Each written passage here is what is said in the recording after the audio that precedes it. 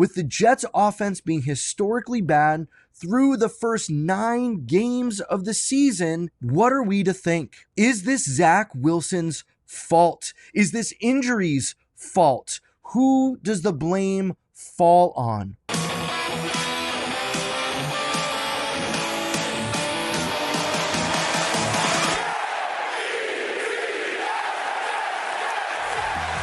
I'm going to propose that it's none of those things. Instead, the blame completely falls on Nathaniel Hackett. In Robert Saleh's most recent press conferences, he's been asked questions if he's going to be making any changes. Quick follow-up. Are you planning any changes here, whether it's to quarterback or the way that you guys are calling the game or anything like that?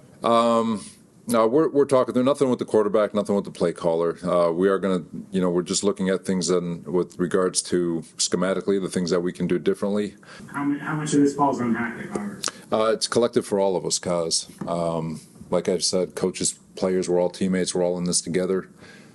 Coach's job is to put the players in the best position possible to help them understand so they can play as fast as possible. So it's a collective problem. It's not on the play calling. It's not on Zach Wilson. I actually agree. I don't think it's on Zach Wilson. I think what Zach has done, if you've watched these games, he's progressed better and better, and he's been making plays. Part of the frustration that Zach feels is every single time a big play happens, there's a flag. I think it is the self-inflicted wounds. I feel like anytime we get something good going, we kind of shoot ourselves in the foot and put us behind the sticks a little bit and, not doing well situationally, I would say. So players are getting frustrated. The Jets are at this point where Aaron Rodgers is saying he's making maybe a mid-December return. But at this rate, at this point, is it even going to matter?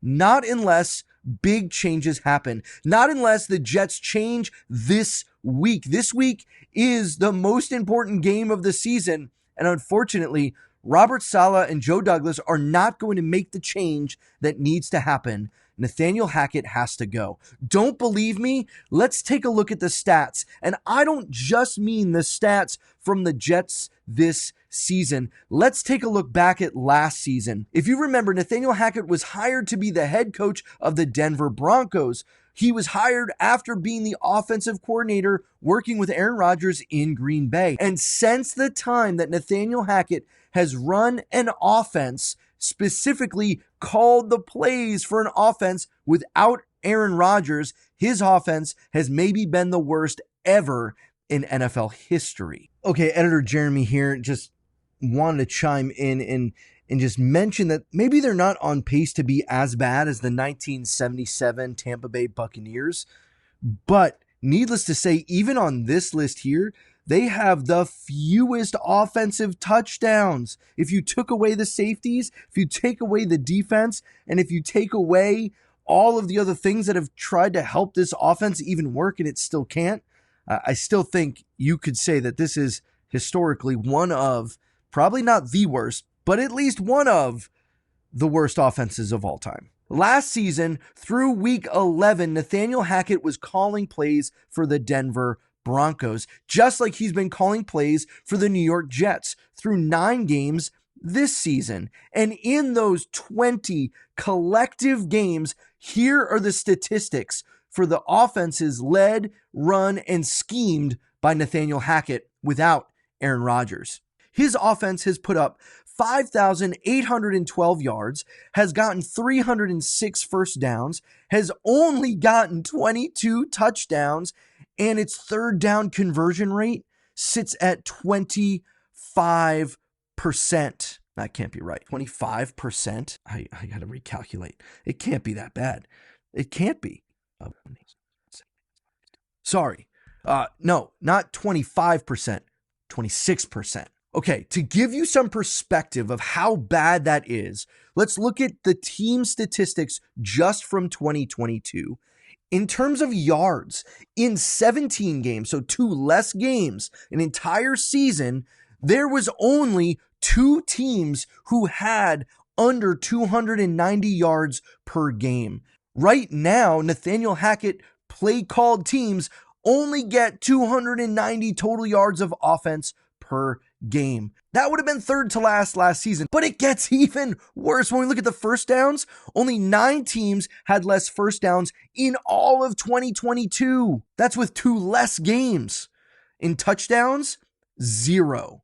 0 teams have had less touchdowns in only 17 games. And only 1 team last year had under 30% third down conversions. Can you guess which team it was? It was the Denver Broncos, coached and led by Nathaniel Hackett. Yes, now halfway through the season, he gave up play calling duties, but that did not change the Broncos. They were already schemed and run horribly. And some are going to say, well, that's not all on Nathaniel Hackett. It's not all on Nathaniel Hackett right now. Look at the injuries. Look at how poorly Allen Lazard has played. Look at how poorly Michael Carter has played. He's working with Zach Wilson, the biggest bust ever, as New York media and many fans would have you believe.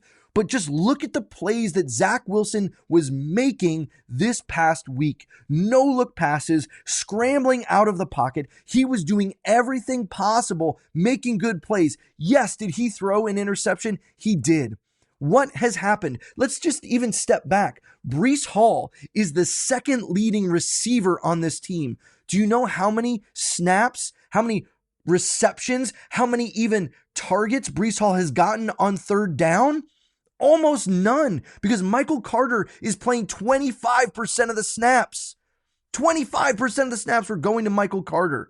And he just got cut because he was one of the lowest ranked running backs out of all running backs in terms of efficiency, pass blocking, penalties, you name it. He was at the bottom of the list. So hopefully getting rid of Michael Carter, yes, making some room for Izzy to step in, but play Breece Hall on third down. How is this happening not until week 11? The season is practically over. We stand at a low, like 3% chance to even make the playoffs. And unfortunately, Robert Saleh isn't going to make the one decision that has to happen. Nathaniel Hackett has to go. I'm even at the point where saying, just let Aaron Rodgers call the plays.